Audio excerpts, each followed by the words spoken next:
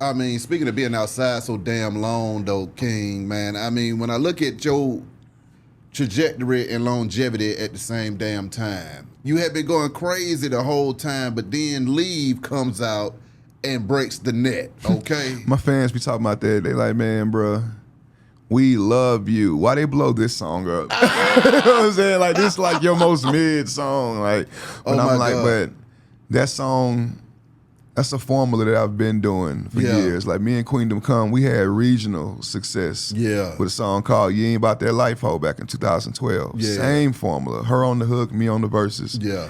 And I developed that formula with her. For the hooks, I always make sure the hook is for women. Yeah. When that verse come in, Club Godzilla, I ain't tricking, I'm dicking bitches. The verses For is the for the men. guys. Exactly. And as long as you keep that balance, you go back and forth, hook verse. Everybody's hook verse. happy. Everybody happy, you know what I'm saying? So Can you talk about, your relationship with Queendom Come too as well, man? I mean, how did y'all link up? And I mean, what is y'all chemistry like? well, let me just give Queendom Come her flowers, because a lot of people that may not be familiar with her music Yeah. may think she just like some hook girl, like she just some voice for radio. That motherfucker can rap her ass off. Yeah. She's a spitter, a lyricist, God. you know what I'm saying, singer, all that. And that's been my dog for like over 10 years, you know what I'm saying?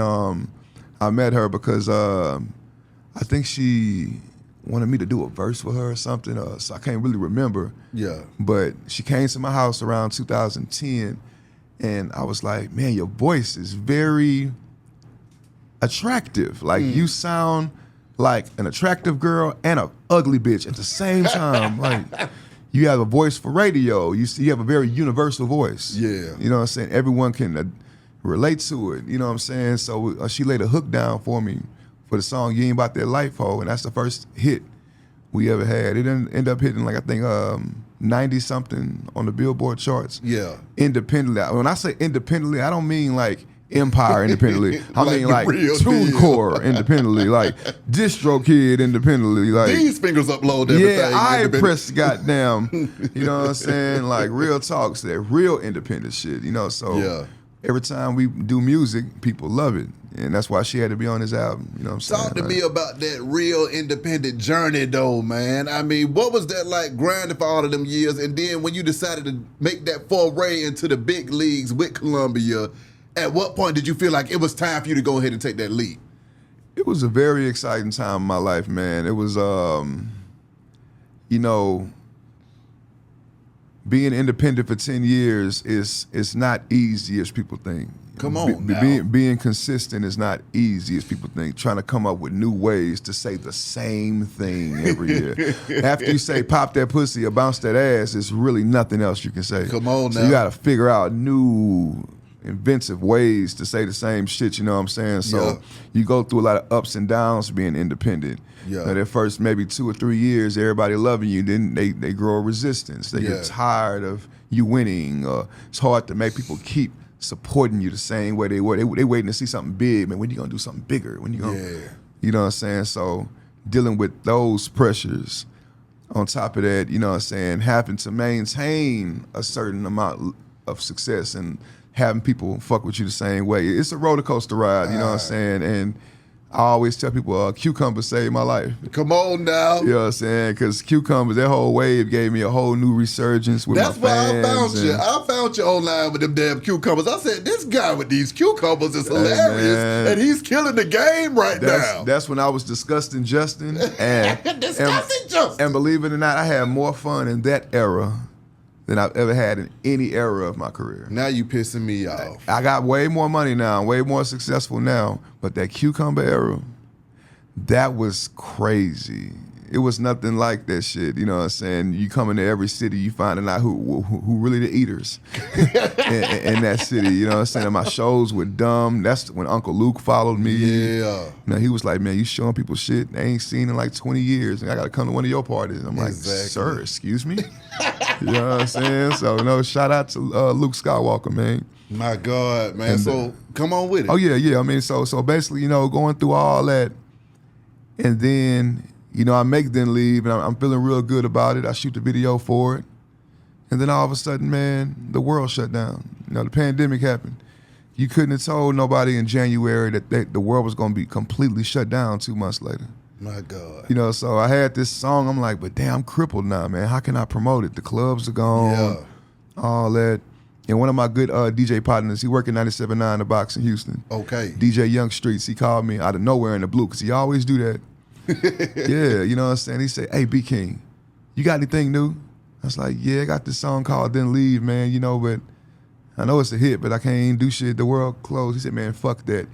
He said, man, streaming has went up by 200%, nigga. My God. He say, the people are listening to the radio all day. They on Netflix all day. They Yeah. on TikTok all day. Whatever you have new, drop it right now. And I'm just Damn. I'm like, okay. You know what I'm saying? So This nigga's a prophet. Yeah, you know, so I dropped the song Yeah. like a week later, and my life ain't been the same since I pressed Upload.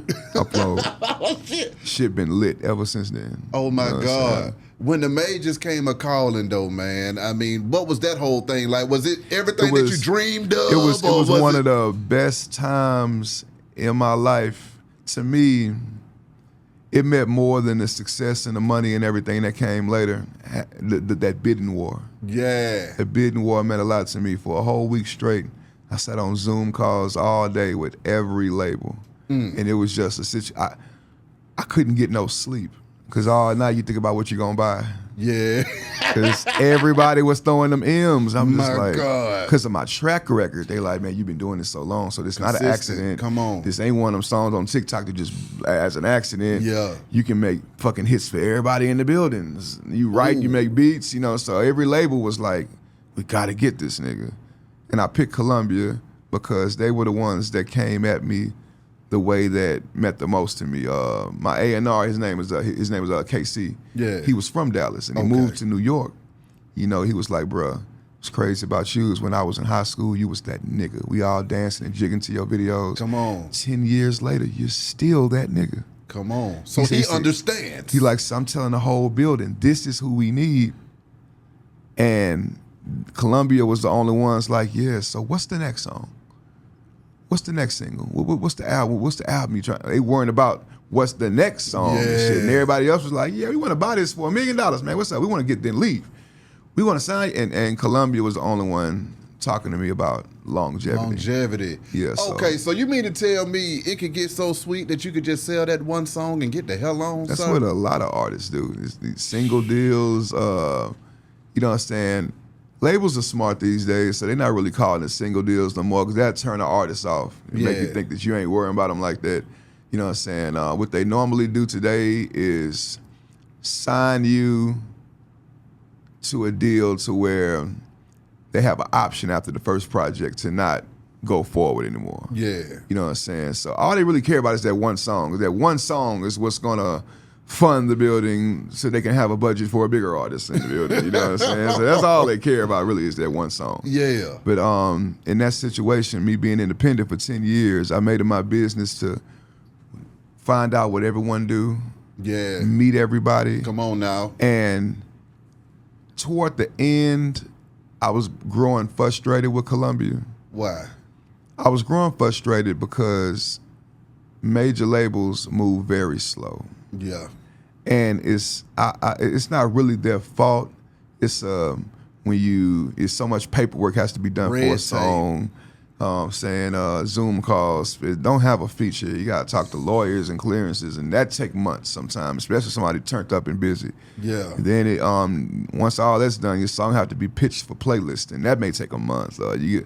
And then if Drake or Beyonce drop, you're not getting Good night. You know what I'm saying? You know, so it's like it's a lot of waiting and planning. I'm not used to it. I'm used to making a song, shooting a video, dropping that motherfucker. Exactly. You know what I'm saying? So it was a dope situation, man. But you know, like I say, man, with the major labels, you know, I tell the younger artists today, do you want to be famous or do you want to be rich, man? Come on.